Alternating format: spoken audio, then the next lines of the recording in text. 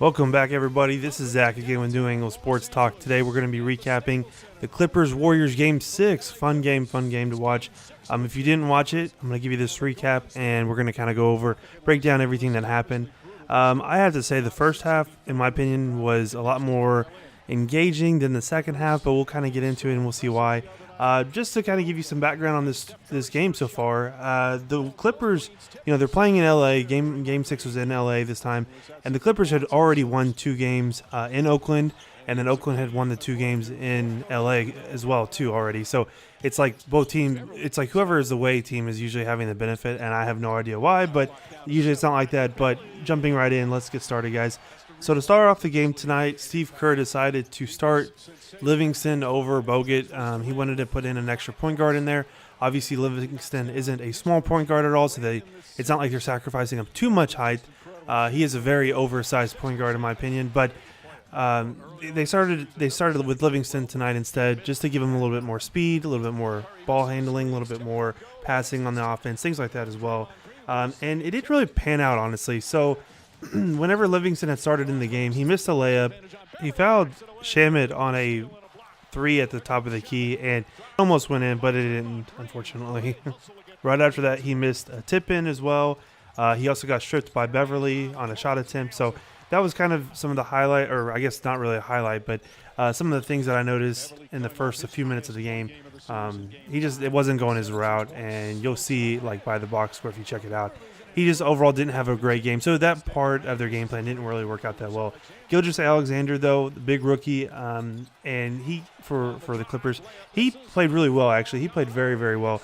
There was a point in the first quarter, again, you'll see these highlights as well, but he had a big 3 over Draymond Green. Draymond didn't even put his hand up either. He just, let him shoot it, and Gilgeous just kind of gave him a few jab steps for a second to see how Draymond would react. And he didn't even put a hand up, so it's kind of disrespectful, but it's whatever. He still made it though, big time 3, and that guy is really. And if you've seen any of the other playoff games, I know I haven't recapped all of the playoff games because there's a lot of them in the first round, but he's been one of the guys who's been so consistent with this team, not just the playoffs, and not just in the series, but the entire year altogether. But he's a big rookie. He's gonna have a great future in front of him.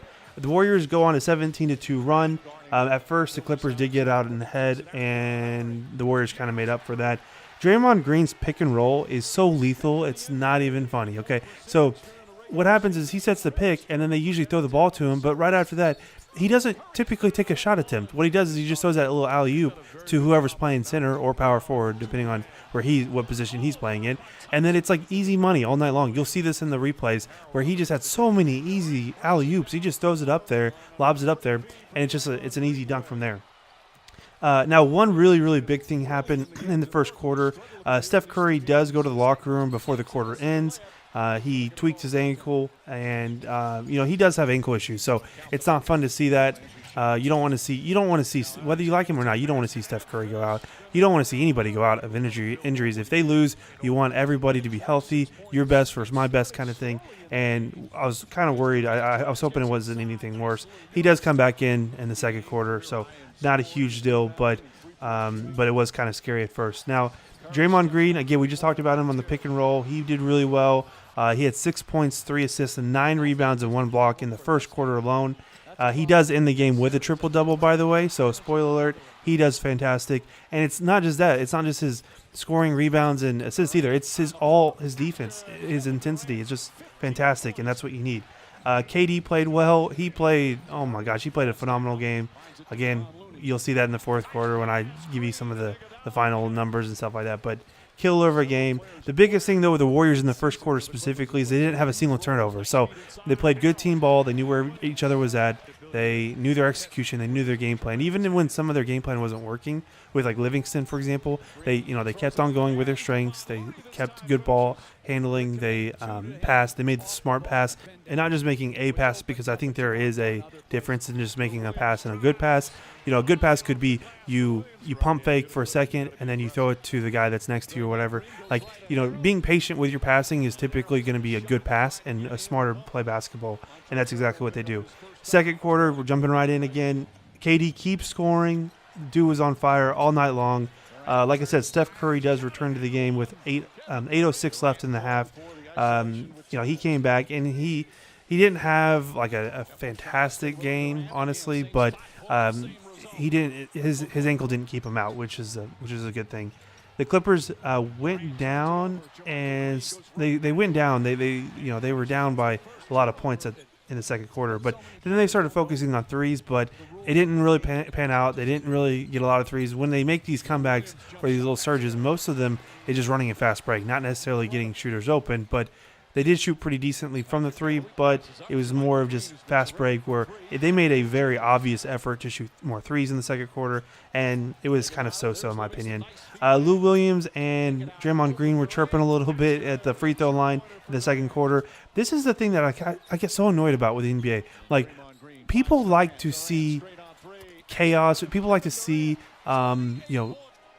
entertainment. Like what's entertaining isn't just like handshakes all the time. It's playoff basketball. We want to see some people, hopefully not everybody needs to get teched up every single game for it to be entertaining, but I like to see people chirping back and forth. I like to see some English on some defense, you know what I'm saying? Like, I want to see some people get rough with each other and play physical defense and get loud and pump up the crowd and things like that. And what do they do every single time? And I don't know if anybody else has noticed this or not, but every single time, two players in particular in this game that I wanted to bring up was Lou Williams and Draymond Green.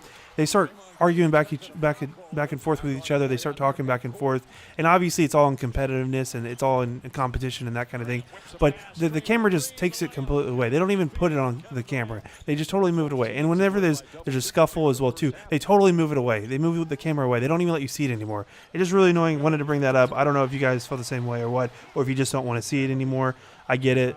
Nobody's going to throw a punch. Hopefully not. But it's just kind of annoying in my opinion. But anyways, KD again, he had fantastic game. I'm going to keep saying that all video long. He ended with 38 at halftime. The score going into the half was 72-53. So Golden State was up, and they had a really comfortable lead. And KD specifically shot 12 of 17 in the half. So he had a very efficient half as well too. And what the Clippers were doing, they were more spreading the ball around, spreading the scoring around. There's only one person in double digits, and that was Gallo. So he did pretty good. He was their highlight. And in the second half, it was more about Gilgeous-Alexander. But both of them really were the catalyst to this offense, and kind of showed out a little bit in this game. But jumping into the third quarter now, Patrick Beverley starts the half off guarding Kevin Durant. Again, this was a very, very, very popular matchup that we've seen online or on TV. Those guys they just go at each other. It's awesome competition. I love to see it. But that's kind of how Beverley started the half. He started guarding Kevin Durant. It didn't really stop him, though. Kevin Durant, again, he had a career night, so it was crazy. So didn't really help. Now, I did tell you that Steph Curry did come back from his ankle injury. Klay Thompson also did. I don't know if anybody saw this or not. They didn't really touch on this that much, but you saw it in the replay. Klay did roll his ankle as well, too, with 4:45 left in the third quarter. And, again, so just wanting to make sure that everybody's healthy and things like that. That was something that he ended up playing the rest of the game, so it didn't affect him that much. But I'm just curious to see in the next couple of days if ankle issues start coming up for him or not, because he did tweak it in the third quarter in that game. Sean Livingston, we talked about him a little bit earlier. He did finally make his first. He finally scored in the third quarter. He made a two-pointer, like a layup. I think that's what it was, or a floater, or whatever it was. And he got on the boards finally in the third quarter. He didn't do much more after that, but that's okay. Iguodala did have a massive dunk in the third quarter with 3:21 left. This one was hyped, even though it was in LA. You're not at the hometown crowd. The hometown crowd was kind of everybody got pumped up for that one. So big time game, big time play for Iguodala. And then Kevin Durant obviously ends the third quarter even hotter.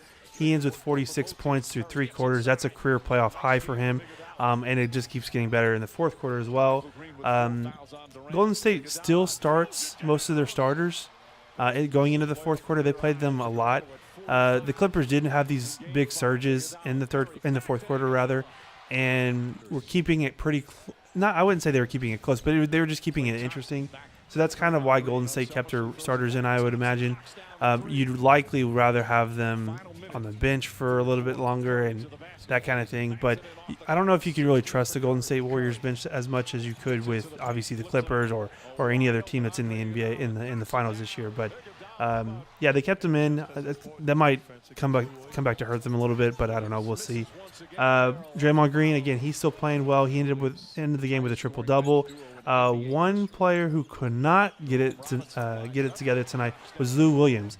He shot 3 of 21 tonight, and he could not get anything to drop. Like, he was missing wide open threes. He was missing those mid-range shots that he loves so much.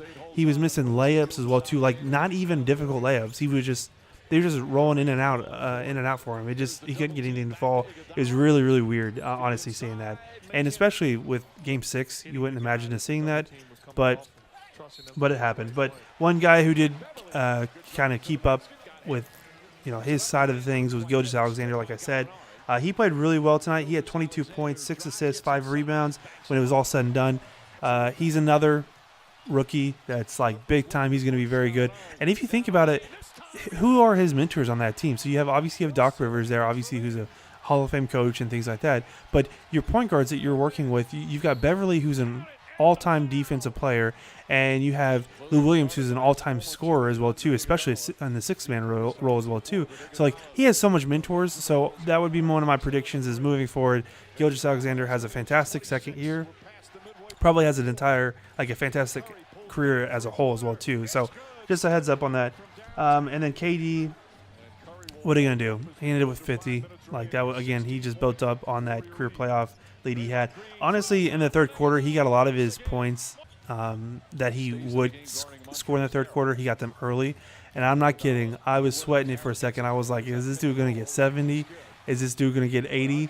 Is this dude gonna get 81? Like it was weird. It was like he just kept on scoring, and then he missed a couple of threes, and then I think they took him out mid of the third. So that kind of simmered down a little bit. But I was seriously getting worried. I was like, that would have been bad. But anyways, guys, that was pretty much it for us tonight. Golden State Warriors beat the Los Angeles Clippers 129 to 110. Excuse me, and they close out this game in Game 6 in LA. Now, Game 1 of the Rockets and Clippers game is supposed to be Sunday, and that'll be obviously in Oracle. They'll have hometown advantage. So, as always, guys, leave a comment. What do you think about the Clippers season? Did you watch the whole series, or did you just watch bits and pieces of it? I think most of us were rooting for. If you're not rooting for the Warriors, you're probably rooting for the Clippers in the series.